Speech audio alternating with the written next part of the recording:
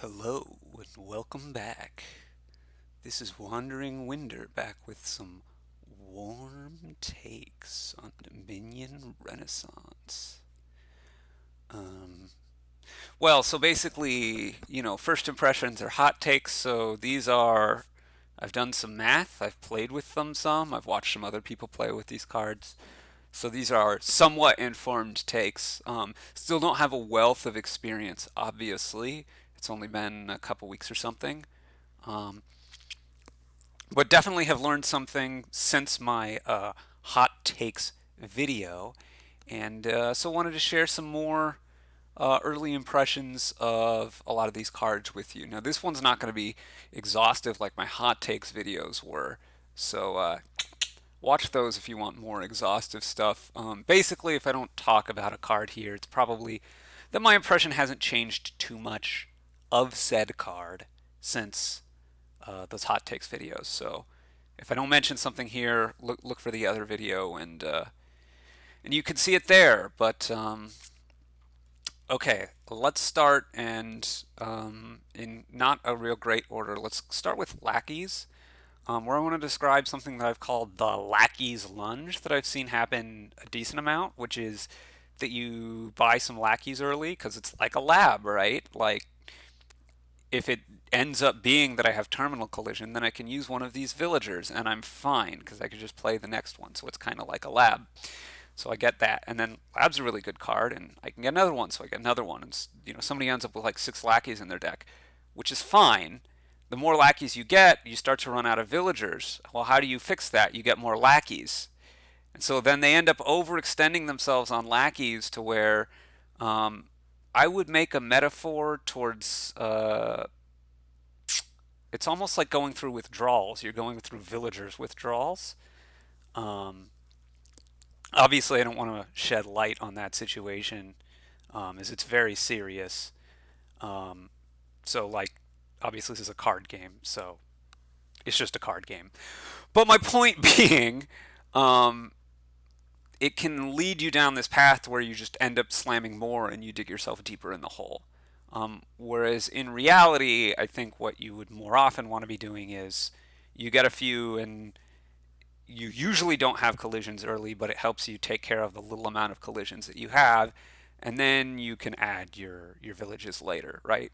This is a big thing that villagers let you do. Having one or two means that if you start your turn with the terminal draw instead of the village half of your kind of village smithy kind of combination of cards as you're trying to draw your deck, you can still be okay. So you don't necessarily have to have the village up front. Um, you can't rely on that too much, though. So you usually want to build your deck more or less the same way, except you can start with your terminal draw and not worry too much about, well, they're going to collide 30% of the time, and then I've really wasted something. So that's the kind of grease on the wheel there. But you don't want to necessarily just always solve your problem by gaining more lackeys because you end up digging yourself into a deeper hole later. Maybe it can be fine if there's a way that the game's just not going to last, but you can really end up in a position where you've dug yourself into where you have, a deck where you're just always have terminal collision now, and you can't do anything anymore. So that is something about the set in general too. I do think that you want to, it kind of encourages you to build these kind of decks that after a time will fall apart. But if you're fast enough and have the resources to close out the game before that point happens, then you can still be okay. Um, this set leads to some very, very fast games. But if there's some way that your opponent can make the game be drawn out longer, then sometimes you end up overextending yourself and being in trouble. Next, I want to talk about cargo ship. So I wasn't super high on cargo ship to start with. Um, Let me pull up some math here. Cargo ship, there's a couple of things. One, um, how often do you get a 5 with it that you get to play early because you've opened cargo ship? So let's assume you have a 3-4 or a 4-3 opening. There's nothing funny going on. You're just buying 2 cards for your deck. If you go cargo ship silver, then your chance of playing a 5 cost card on turn 4 because you were able to have your cargo ship in your hand on turn 3, have 5 money, buy the 5er, and store it for your turn 4 hand. You're only about 32.7% to be able to do that with your 5 cost with cargo ship silver, right? You could also go cargo ship, at which point that goes all the way up to 39.8%, which is somewhat higher. But obviously, if you're opening cargo ship, you're opening double terminal, and you have some reasonably high chance to have terminal collision there, which is even more exaggerated if the 5 cost card that you want is itself terminal. So it's, if I'm trying to get Mountebank as the obvious best 5 cost terminal on the board, or I'm trying to get Butcher as a good 5 cost terminal on the board, then opening cargo ship for the extra 7%, you, even in the good case, you're very likely to have terminal collision in that case. I don't think that's usually worth the extra 7% there. Having said that, and I do still think that that's true, maybe if it's a non-terminal 5 cost, it's better for you. So if it's, Recruiter, which is in this set obviously, or Junk Dealer, or Upgrade, or one of those kinds of cards, then it becomes a lot better to try to do cargo ship relatively, although I'm still somewhat leery potentially of this collision. And I was aware of that when I made my initial review, and I'm like, how good is this really? But the thing that I wasn't keeping track of or accounting for enough, I think, is that if you open, especially if you just open cargo ship silver, you are significantly more likely to just have more money in general on your turns 3 and 4.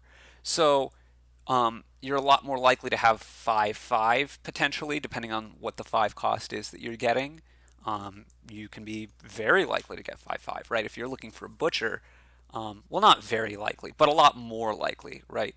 You have that 33% chance of getting the Butcher into play on turn 4, which is going to make you very, very likely to get another 5 on turn 4. So you're going to have, cargo ship and 2 of these 2/5 costs. So there's that to factor in. Obviously, also, then, well, that's basically the biggest increased chance of hitting 5/5, but you're already, like 8%. So it increases it substantially, your chances of hitting 5/5 in that way. But more than that, you are also have an increased chance to hit 5. Now that increased chance isn't super high. You're going to 94%, and you're already 91 point something percent. So that's only a couple of extra percent, but hey, a couple extra percent is a couple extra percent. Particularly if there's a 4 cost sometimes that you want. So say you open Poacher or Caravan or Tournament along with your cargo ship, then you can get another one on turn 4 reasonably often, at turn 3 or 4.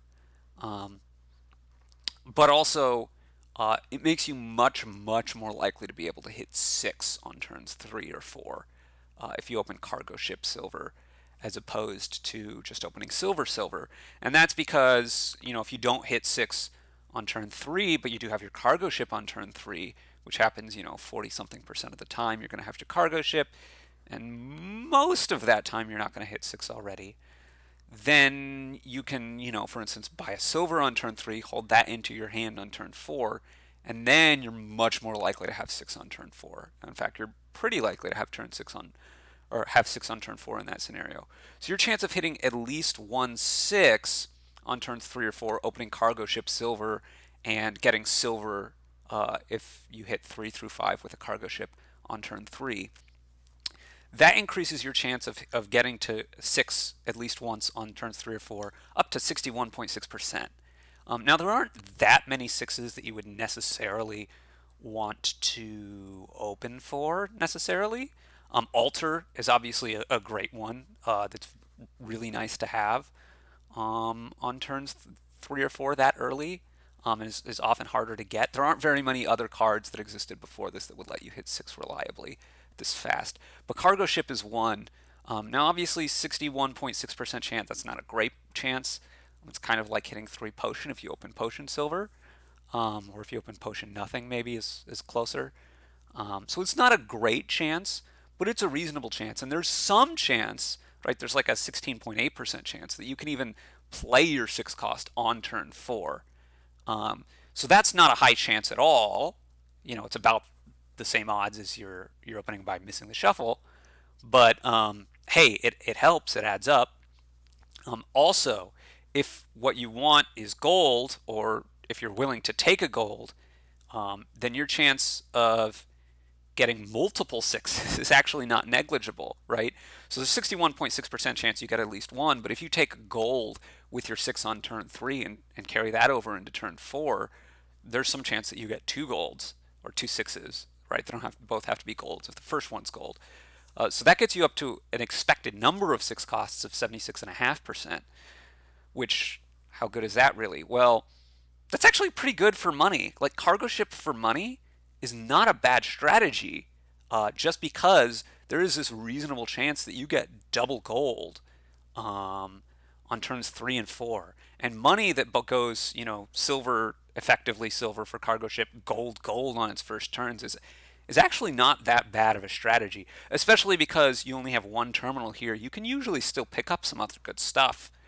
So it's actually a better money enabler than you might think. But it also helps you get to your 6 costs faster, helps you get the 5 things. I think the biggest impact is still right at the start of the game like this.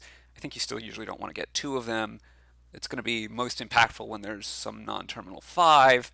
All of these things still play in. But there's just so many cases where it's at least a reasonable card that I wanted to clue in on that. So that's cargo ship.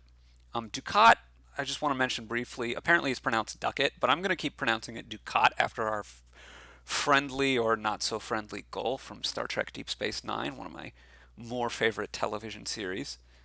Shout outs. Womp womp womp womp.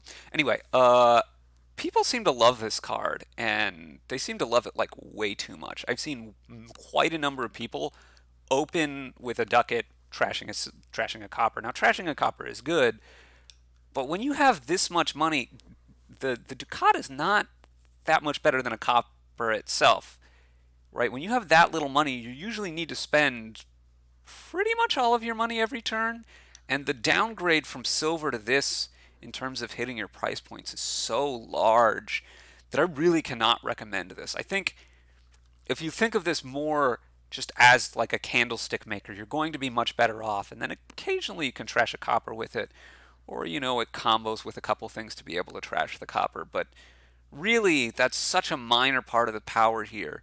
And just having this non-terminal plus a copper plus a buy is fine sometimes when you need plus buy and your terminal space is limited or something like that, but it's really not a good card. It's something that you supplement here and there, mostly for the cheap buy aspect of it, and not so much for trashing the copper. Yes, it's nice to be able to trash the copper a lot of times when you do want to add this, but don't think of it as a copper trasher, because really it doesn't work that way.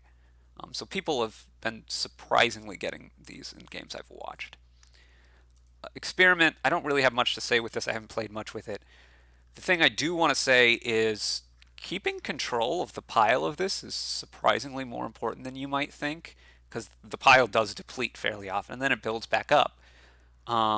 On the other hand, you do want to keep building your deck up, so I don't know how often that's going to be that important, but it's super annoying to play a game with goons in this. The 2 games with Experiment that I can remember playing both had goons, and so much of them was you play your turn, you have to draw your cards with these, because this was like also the only draw on the boards, which probably made it more miserable. You like play 4 of these, you play a goons, you buy 2 of these, which gains you 2 more, rinse and repeat over and over and over again, and the game doesn't really make much progress, and slow and grindy, and nothing interesting is happening, and it was just the most miserable experience I've had playing Dominion. And I've been pinned, like, it was the worst. So maybe I'm overselling that a little bit, but oh gosh.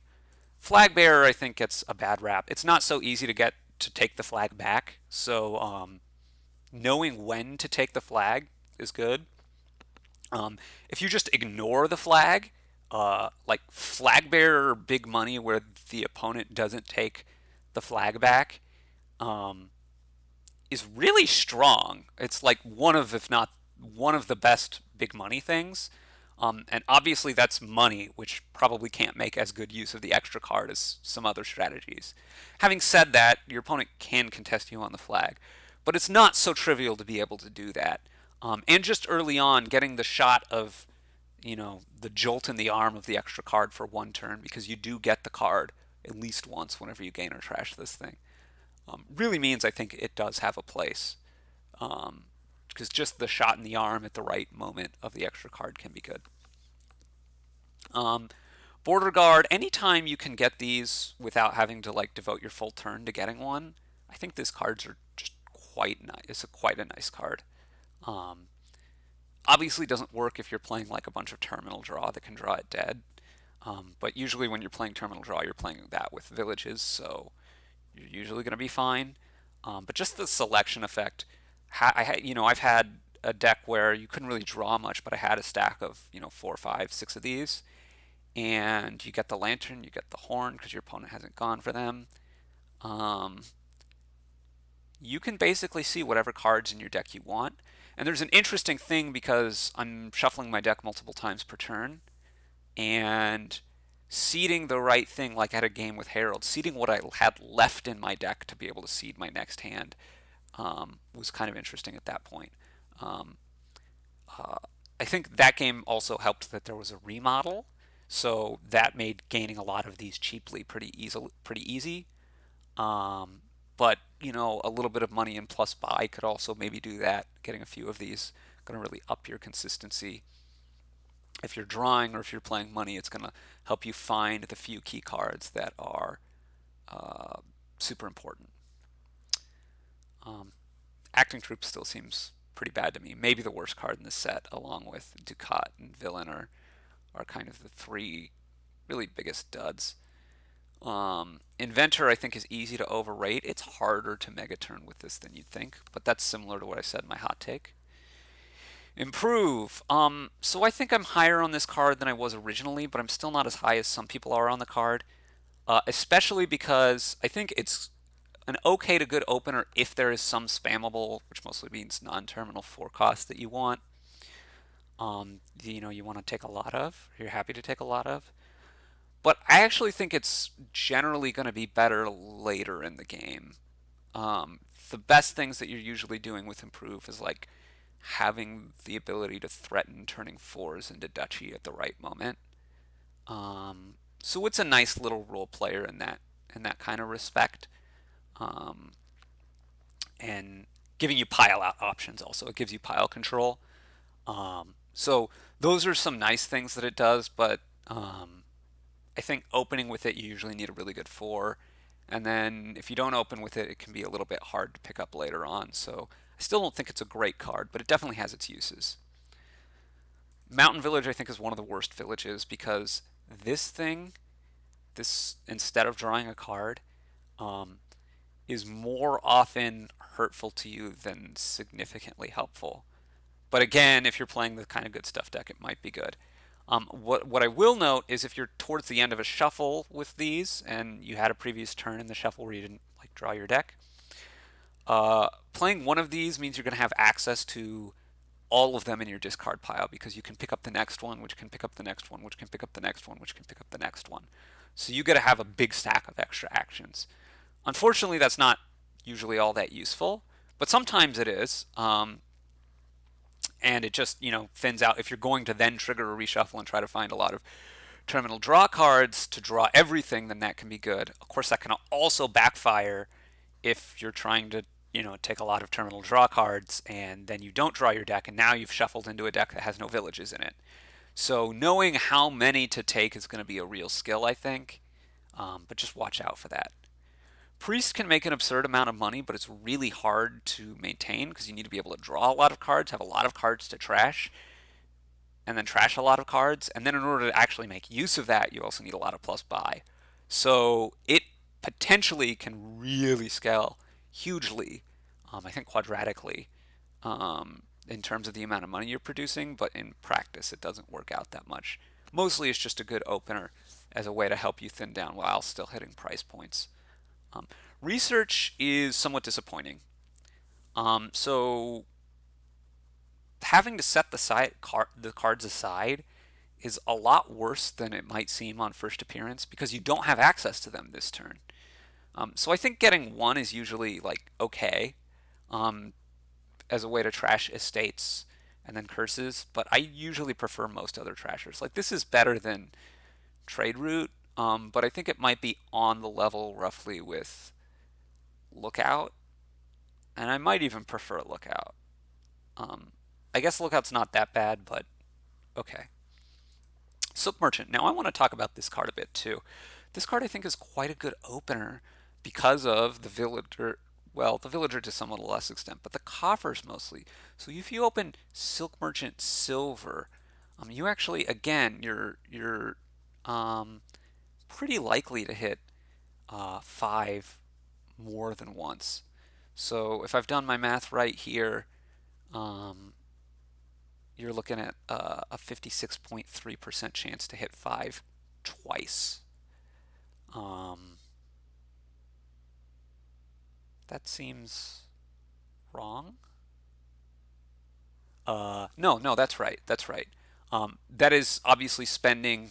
If you open Silk Merchant Silver and you are spending your coffers when you need it, because you only have 9 money in your deck, plus the coffers makes 10. But you're likely to draw if you draw your Silk Merchant, then you're going to draw all the other cards in your deck. You're going to have that 9 money plus a coffer, and it just needs to be distributed right in that case in order to make your 10. And then obviously also if you do miss your Silk Merchant, there's still a few percent chance that the other card that missed will be a state and your money will be distributed right, that you can 5-5. So you're a favorite to be able to get 2 5s, which is not something that you can say for very many other cards. Plus, then the Silk Merchant is just like a reasonable card in your deck if you're trying to draw, which you often are. Even in a money deck, because it gives you the villager, um, that can be perfectly reasonable.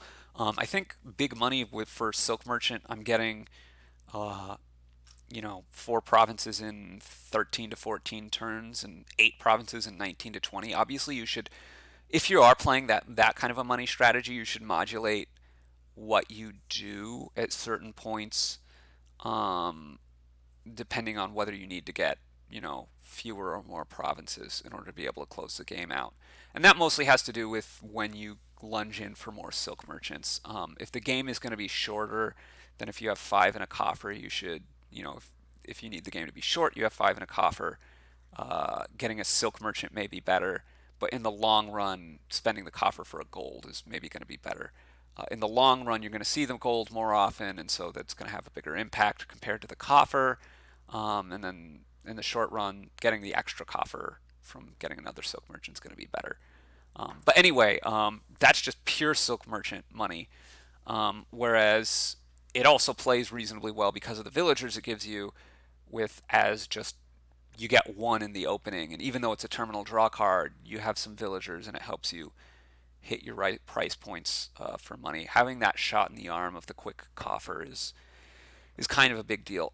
Again, also if you want to hit 6-3, if you want to hit 6, say, I think 6-3, although I'm not exactly sure. I'd have to go check my math. But you're a favorite to be able to hit 6 opening Silk Merchant Silver as well, is the main point. You're over 60% to be able to do that.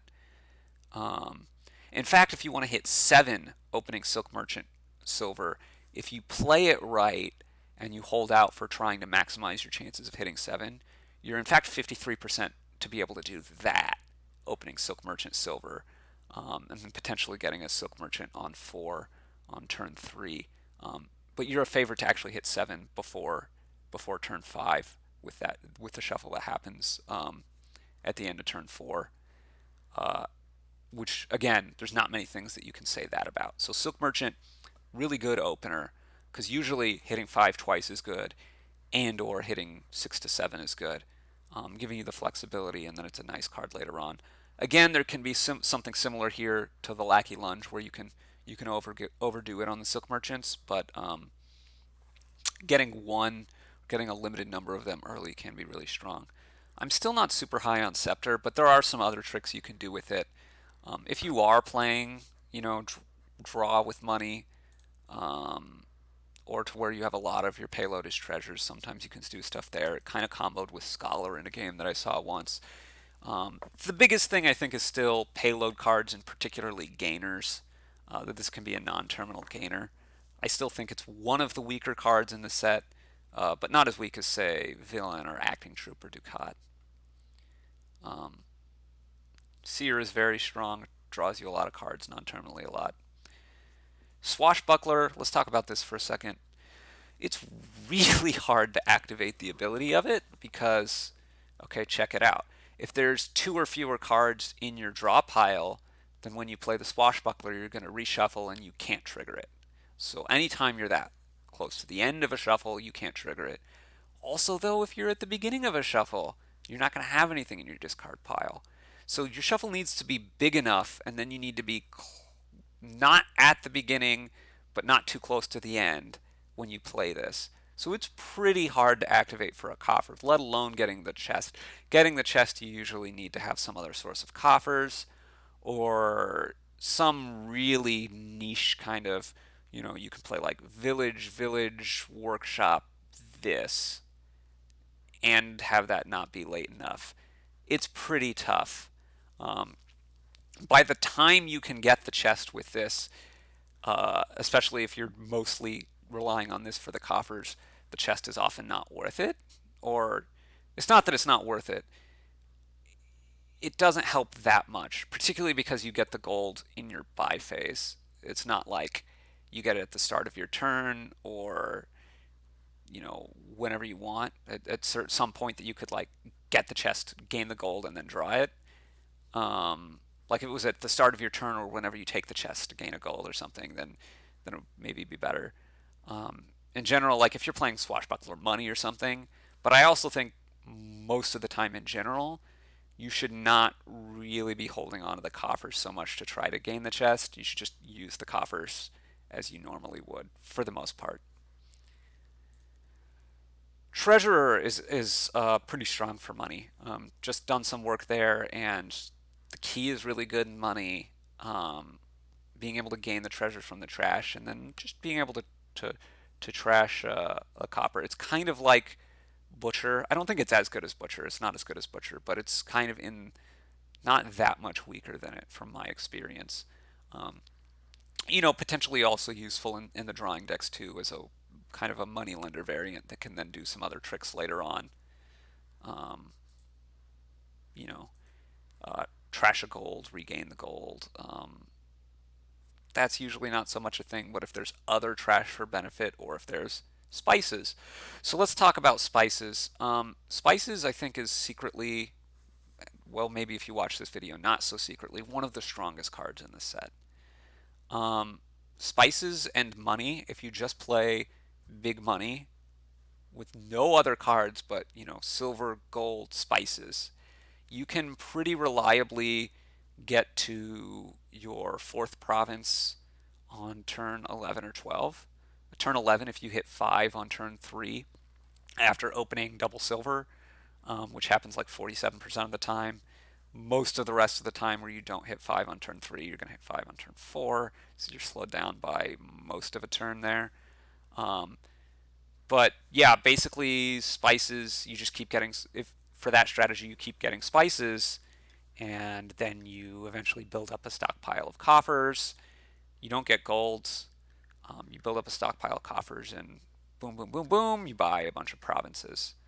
And now, having said that, getting 4 provinces on turn 11, the deck is kind of falling apart at that point. You can probably usually duchy, but so if you need to be able to do more than that, you may want to slow yourself down a little bit. But even so, it's still very strong.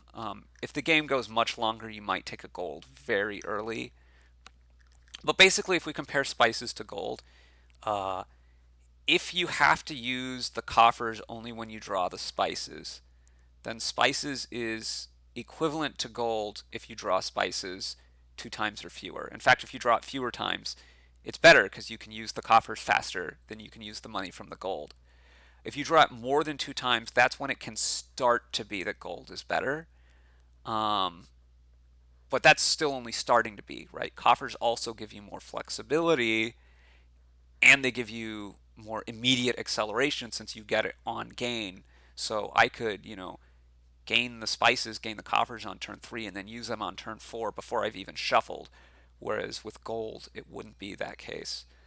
So you can use this in other kinds of decks too as a way to um, quickly slingshot up your money output. If you're trying to play a drawing deck and you really need to hit 7 quickly for a forge or something, you can get spices early, and then you only need to hit 5 because you have these 2 coffers. So you're going to be able to hit 7 earlier. So it really it spikes up how quickly you're going to be able to do stuff. But also a heavy spices deck as a way to, I know exactly how much stuff I need to get, and I'm just going to cross the finish line by getting enough coffers, can be really, really strong. Okay, now let's move to some of the projects. Academy. This has been really bonkers broken in some cases, a lot of times with gainers. So do keep an eye out on it. It's not always going to be great. Cathedral, so good if there's not a discard attack. Often good even if there still is, particularly if there's some kind of way that you can draw extra cards at the start of your turn. We're talking guide, we're talking duration draw, we're talking tactician. Cathedral can be really good in those situations, even against discard attacks. And without discard attacks, it's you know up there with donate and chapel as one of the strongest trashers. Even money decks. Now, eventually, your deck might, if you especially if you don't have extra games, your deck might fall apart from under Cathedral. But you're so much faster that I think the vast majority of the time you're going to be able to again, at least if there isn't a discard attack, you're going to be able to finish the game out or effectively finish it out before the Cathedral starts to hurt you. It's kind of like opening with turn 1, I'm going to Prince an upgrade. It's not quite as good as upgrade, and obviously, once you have it Princed, or if you have Cathedral, you can't turn it off, which can be a downside, but usually very good. I should point out the reason discard attacks hurt is because you end up having a 3-card hand and then you have to trash one of them. So it's kind of like you're starting with a 2-card hand, which even still sometimes is just the trashing is so good that it's super strong. But like being able to trash a card every turn non-terminally from the start of the game, turn 1, so good so often. Very, very strong, probably the strongest thing in the set. Citygate, I think this is something people should be opening a lot more than they are considering. So again, I'm going to pull out some math here, and probably I'm going to do some other videos on some of this stuff. Citygate, if you open Silver and then Citygate, you hit 5 or more on turns 3 and 4 if you want it 100% of the time, assuming you're not attacked. You hit 6 or more on turns 3 or 4 85% of the time if you want it, assuming you're not attacked. And this is just, you have 11 cards in your deck, and you're going to see all 11 of them, and you can make it be distributed exactly how you want it. So this is really good for money because the distribution thing is nice, being able to distribute how you want it. But it's also good at just hitting the right price points early on in a drawing game. And then later on in the drawing game, it doesn't do as much for you, but it helps. It gives you a little bit of insulation against duds because it gives you 6 cards to look for your first village, 6 cards to look for your first, less so on the draw, but especially looking for the first village. So it's a little bit nice there. Obviously, it also combos with like Mystic, where knowing the top card of your deck is good.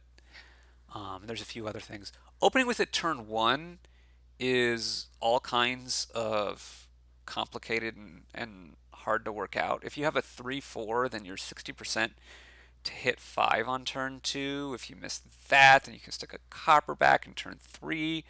You're 2/3 to hit 5 on turn 3 because you're shuffling like every turn for a while.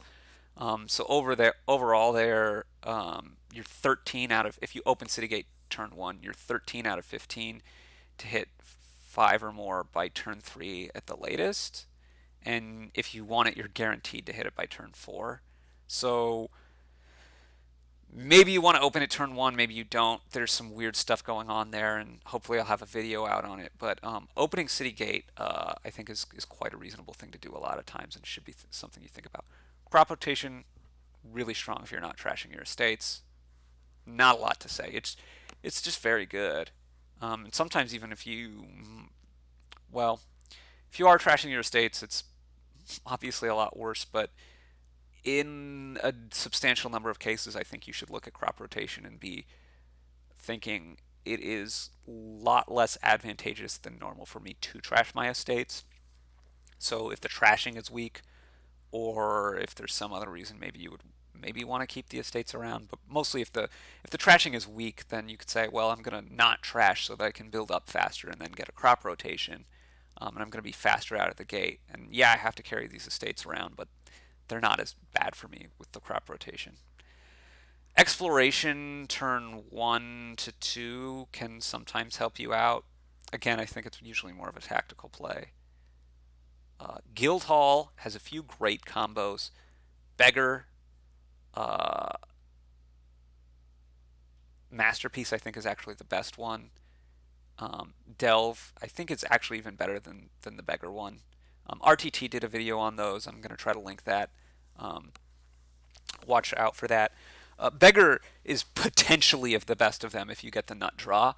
It's super fast. You're like clearing the provinces on turn 15 or faster. You're getting 4 provinces by turn 10. The other ones aren't that much slower though. Um, it's just really good with those, and pretty resilient.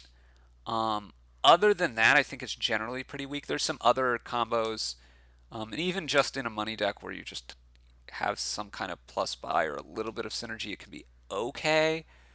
Um, the other combos that are best, I think, are ill-gotten gains, where you gain that copper every time, and hopefully the cursing is slowing your opponent down. But gaining the copper not only gives you money now, but it also gives you an extra coffer. So the IG itself is generating 3 money for you this turn if you want 3, or you can save some of the coffers if you don't want to.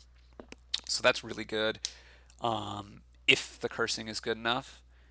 Um, Treasure Trove just makes a ton of money with this thing. Um, Banquet also can make a ton of money with this thing. When you have this, you often want to think about getting just coppers with spare buys. Um, Obviously, it's not great if you're drawing a lot to do that. If you're drawing a lot, I don't know that this is that great for you in general. And I don't even think it's really that good for money, since you need, I think, at least some kind of a treasure gainer, or at the very least some kind of a plus buy card for it to be worth it. And then there's other fives that are so powerful anyway that I think very often one of them is going to be better than this. And or like, money's not that strong to start with. And while this does help and it helps you give longevity in money, I don't think it helps that much. Maybe the last, no, there's a couple other things I want to talk about here. Pageant. So Pageant, again, I have some math on, and hopefully we might see some video on it too. But hitting, if you open Pageant Silver, then you have a 23.5% chance of hitting 5 twice on turns 3 and 4, if that's what something you're aiming to do, which might be a little bit surprising to you, but maybe it shouldn't be. You have an 11 card deck instead of a 12 card deck, so that's actually kind of a big deal and a significant plus in a lot of cases. Um, if an estate misses the shuffle, you have 9 money in your coffers. You're usually going to be good to go right then. If you hit 6 on turn 3, then you get a second coffers with your 5, and you can hit 5 again if you hit 3 on turn 4. So it's really only hitting 3/6 if an estate misses the shuffle. Obviously, estate usually won't miss the shuffle, but 23.5%. Okay. Hitting 5 at all is guaranteed. Hitting 6 or more, if that's what you're looking to do, is 92.4%. And I think, if I have this right,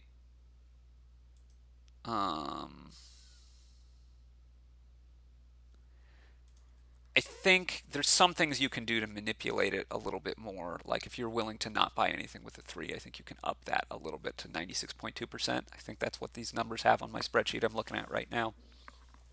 If you really want to hit 7, Pageant Silver is something that can help you do that as well. Um, you now it's still not likely, but if you give up, with your 3 cost on turn, give up buying something that costs 3 or more with your 3 cost on turn 3, if you have that come up, then you're actually 42.4% chance, if you really gun for it, to get a 7 or more before you're shuffling at the end of turn 4 on that shuffle that starts on turn 5. You can have a 7 cost in your deck 42.4% of the time, opening Pageant Silver. And then obviously, Pageant, again, the smoothing factor for money, very, very good for money decks. So don't sleep on opening Pageant. And then not having the silver but still being fast is good for most of the other decks. Is the main reason you want to get silver in those other decks early on, is to help you hit price points, and then your 5 costs can help you get more economy. But having that flexibility, Pageant, super strong as an opener. Sinister Plot. Now I haven't done all the math because it gets a little bit weird with Sinister Plot, but if you just think about this without looking at the math, if I open Sinister Plot Silver, again, I have 11 cards in my deck. If I draw at the very first opportunity that I have 1 token on Sinister Plot, that's either going to be turn 3 or turn 4, depending on whether I open with Sinister Plot on turn 1 or 2. But I'm going to have a 6-card hand and a 5-card hand, so that's all 11 of my cards. And, there's no way of splitting 9 money, because I have 9 money, 7 coppers plus my silver. There's no way of splitting 9 money between 2 hands that doesn't give you 5 or more on one of the hands. So, just as an opener, again, similar to these other things, Sinister Plot is a fine opener with silver. You're still going to hit 5, and then you're going to have this plot going later on. There's also obviously other options that you can take, and you can choose when to take it more. It can also mega turn and all that stuff, but just as a thing to have in a normal deck, I think Sinister Plot, bit better than I was originally thinking. Finally, we come to Star Chart, which I think I underrated pretty significantly, although I'm still not quite all the way on the hype train. If you open Star Chart Silver, you're 95% to hit a 5 or more on turns 3 or 4, because your silver doesn't miss the shuffle. You only have an 11 card deck. And just having a card not miss the shuffle is a big deal, particularly, I'm going to say again, for money decks, which really want to have that, really usually are more often having a higher variance between their cards, in such a way that they usually have a few cards that are so much better because they haven't thinned out. It's actually more that they have several cards that are just garbagey. So I'm not really sure that it's the greatest in money decks, because the silver is also pretty good in money decks, but it's at least reasonable even there. And then in the other decks, like, you got to make sure you start with a village, or if you have the one, a one-time thing in your deck, that can be good. So I still don't think it's like just the most amazing thing ever, but it's not really slowing you down to open with it. I'll also shout out Star Chart Potion, where you're like 2/3 to be able to hit. I guess Star Chart Silver, you're actually 16%, 1/6 to hit 6, which is not great. It's less than silver. So this one is not great for letting you hit 6 and especially 7. But Potion Star Chart means you're almost always going to hit, really almost always, it's like 96, 97% to hit 2 in a potion, if that's what you're looking for. Star Chart Potion is going to be 2/3 to hit 3 in a potion. So that's actually better than Silver Potion, if that's what you're looking to do. So in particular, Apothecary is a card that comes to mind there. Opening Star Chart for Apothecary is going to help you get a lot of Apothecaries a lot faster and really be up. And kind of, you can use that instead of drawing in a lot of cases, I think. Or not instead of drawing, instead of thinning, to get you up and running fast for your drawing deck with Apothecary. So I think that's a combination to watch out for. Anyway, some of these things I should hopefully have some other videos that are going to be shorter than this one to help demonstrate the particular kind of opening stuff and walk you through how that works and show you a little bit of the math and some of your options, particularly, well, I should hopefully have one on the spices, the silk merchant maybe, but particularly with, oh, I guess I should share a little bit of the math on Cathedral. The math on Cathedral is that you're 91.7% to hit 5 on turns 3 and 4, which is about the same as opening Silver Silver if you open Cathedral Silver. So there you go. I think that's Cathedral Silver and not Silver Cathedral. Yeah, it's Cathedral Silver. You're usually going to do it. Wait, no, on turn 3 exactly. Yeah, turn 3 exactly. What am I saying? Not turns 3 and 4. So it's actually just significantly better than Silver Silver because you still have turn 4. And even if you miss on turn 3, then you're going to get like another silver and you're going to have trashed more. And you're definitely going to hit 5 or 6. And even like Cathedral for money, it's going to be pretty fast then. Anyway, that I think about covers it for this video. Please leave comments, questions, feedback, or if there's something you would like to see, or if there's an order that you would like to see some of these other videos concentrated in. Please let me know, and I can try to switch around my priorities a little bit to get the stuff you guys want out faster. But anyway, this has been WanderingWinder signing off.